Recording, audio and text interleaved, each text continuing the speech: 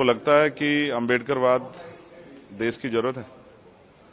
अंबेडकरवाद को समझिए, समता, समानता, बंधुत्व, भाईचारा, मैत्री, हर इंसान को बुनियादी सुविधाएं और सम्मान का जीवन मिले। और ये हमारी जिम्मेदारी है कि अगर गवर्नमेंट कोई काम करे तो वो जाति धर्म से ऊपर उठ के सभी के लिए हो। गवर्नमेंट की कोई पॉलिसी ऐसी ना हो जिसमें किसी का कोई नुकसान हो। निगेटिव सोच के साथ गवर्नमेंट काम ना करे, पॉजिटिव सोच के साथ काम करे।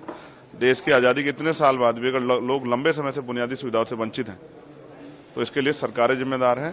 अब वो बुनियादी सुविधाओं पर बात भी होगी और नए अवसर कैसे तैयार हों। देश का नौजवान सड़कों पर है, बेरोजगार है, देश का किसान परेशान है, न्यूनतम मजदूरी नहीं मिल रही है और ना ही रोजगार है लोगों पे। लोग सुबह उठ के जाते हैं बिकने के लिए, लेकिन कोई खरीदने वाला नहीं होता, क्योंकि देश में 80 करोड़ से ज्यादा लोग ऐसे हैं जो हैंड टू माउथ है। अभी सबके लिए काम करना है। महिला सशक्त हों और सुरक्षित हों। दिल्ली में भी महिलाएं सुरक्षित नहीं है।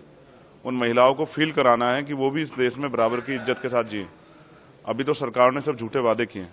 सरकार ने जो वादे किए उनको पूरा कराने के लिए सरकार से सवाल करेंगे। आपको लगता है कि कई जगह नाम बदले जाने की एक राजनीति होती है कि इसका नाम रख दो, उसका नाम रख दो, अंबेडकर की मूर्तियां तोड़ दो, और एक दबाव की एक सोसाइटी है जो कि दबाव के अंदर काम करती है, तो ये निगेटिव थॉट है और ये इस निगेटिव थॉट को कब तक देश सींचता रहेगा, ये सवाल है। देश आजाद हो गया, अब भी अगर जाति के आधार पर या धर्म के आधार पर उत्पीड़न होता है तो देश को सोचना चाहिए।